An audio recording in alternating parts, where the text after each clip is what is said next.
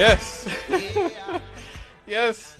Today is April 22nd. That means that 2 days ago was 420, folks. And one of our local politicians named Thomas McDermott, who is the Senate Democratic candidate, has released a new ad rev on Wednesday of him smoking marijuana in honor of 420. So have you seen the ad? Have you seen the ad yet? Oh my God, it's absolutely hilarious. But yeah, he will face Todd Young on November 8th, and has been very vocal about his support for the legalization of marijuana. But the video of him lighting up is the first. In the video, the Hammond mayor posted on Twitter, he can be seen lighting up a joint and smoking it in a Illinois backyard where marijuana consumption has been legalized. He talks to an attorney, a physician, a criminal defense attorney, and a professional distiller, and another elected official about the benefits of legalizing weed. So yes, so yes, Mayor McDermott has he has himself become sort of this guru of ganja. Well, all righty. Yes, yes. So he unveiled the ad the same day that the Democratic Party is launching a tour to push for the legalization of the ganja here in the state of Indiana. The state party declared publicly advocating for the policy change back in November, but with the Republicans in control at the State House, it had no impact on the 2020 legislative session. None of the bills dealing with marijuana legalization received a committee hearing. Now, Republican legislative leaders and Republican Governor Eric Holcomb have continued to voice concerns about legalizing weed at a state level before it's legalized at a federal level.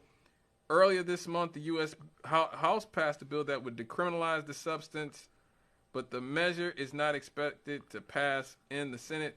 According to the National Conference of State Legislators, Indiana is one of 13 states, only 13 states, that has not legalized marijuana for either medicinal or recreational uses. And again, leave it to the state of Indiana to be backwards as usual. Once again, we've it makes no sense for the amount of people who've been locked up. And let me just say this. All due disclosure, I do not smoke weed, okay? I don't smoke cigarettes. I don't drink alcohol, okay? I don't do any of that, okay? I'm pretty straight edge so I want that to be said. I don't want y'all to be like, well, you just want to smoke weed without getting in trouble for it. No, that's not it at all. Like, I'm not a weed guy. Weed culture is like its own little world, and they have their own little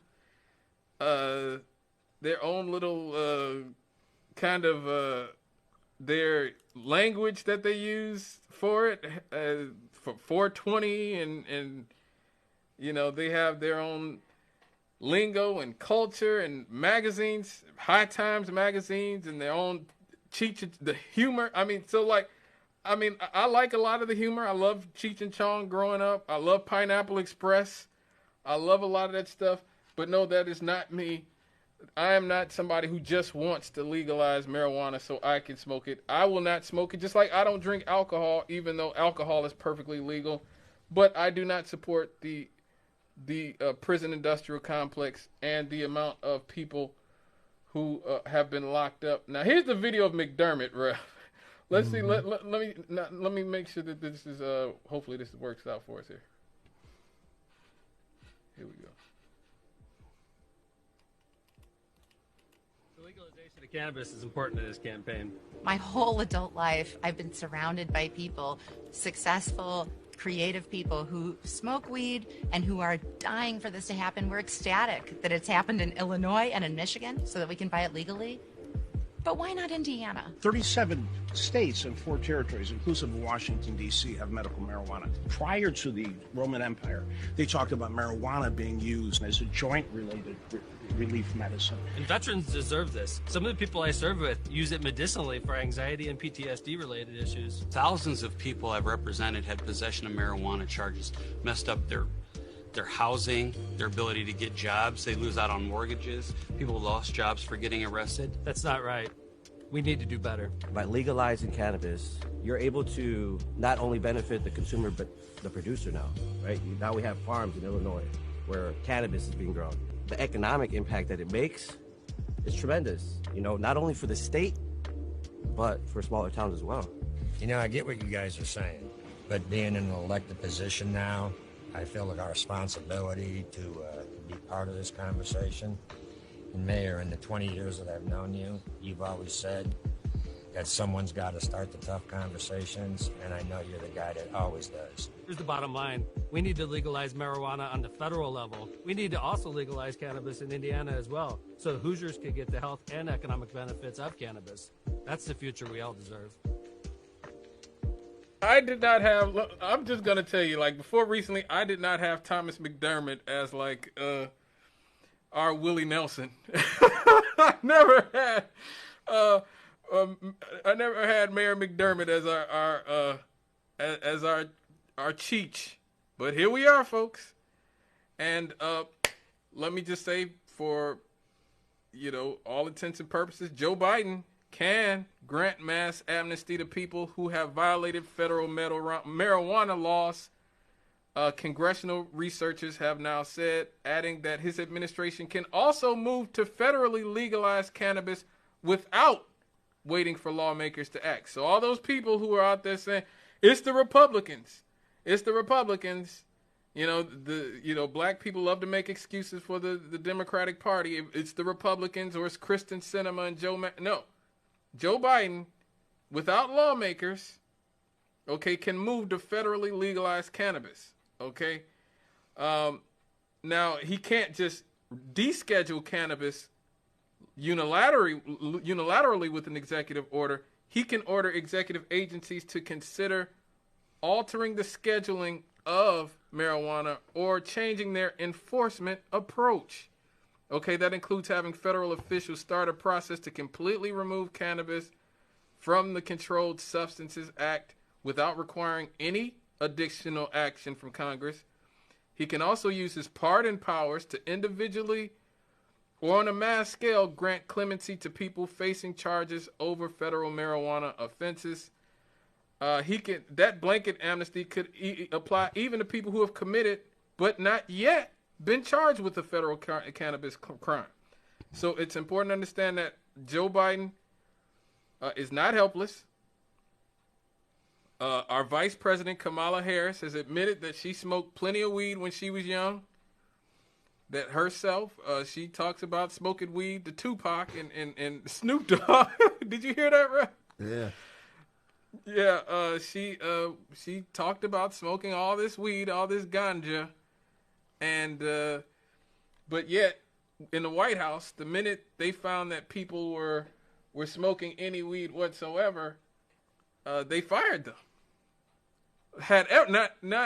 Weren't currently smoking weed, people who had ever smoked weed. Now, that to me, that's unfortunate. He definitely could have the Attorney General initiate a process to push for the rescheduling of marijuana under the CSA by requesting a scientific review directly to the U.S. Department of Health and Human Services. Under the HHS, the FDA would then assess the scientific, medical, and public health implications before submitting that review to the Justice Department. The HH secretary or an outside party could also file a rescheduling petition, which would then be reviewed by the Attorney General, who usually delegated that responsibility to the DEA. But we do have some of our politicians, Merrick Garland, who is the Attorney General. He recently received a request from Elizabeth Warren and Cory Booker to initiate a descheduling process. but a close reading of the relevant law raises questions about whether he can actually accomplish that legally. So the Democrats are screwing around again. And as this started, legal marijuana sales in New Jersey have begun, Rev.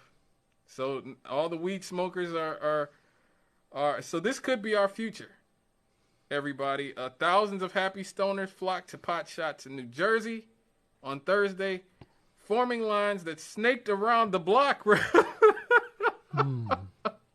People are standing around blocks. People are piling up around blocks on the first day of legal marijuana sales. More than 2,000 people snapped up pre-rolled joints, flowers, edibles, and edibles within hours at Ascend, a luxury cannabis shop.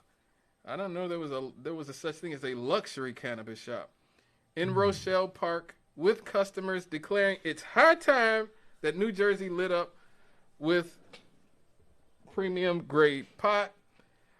Hey, anybody out here in the audience, 219-885-1371. 219-885-1371. If you do yourself smoke weed, give us a call. Or if you've ever smoked weed, whatever. If you don't have to incriminate yourself currently. You just have to, like, if you've ever done it, like when you were a teenager or whatever, hey, call us up. I've never done it. Okay, I don't smoke, I don't drink, I don't do any of that. I'm pretty straight edge. Let us know how you feel about New Jersey essentially. Oh, the phone rang immediately.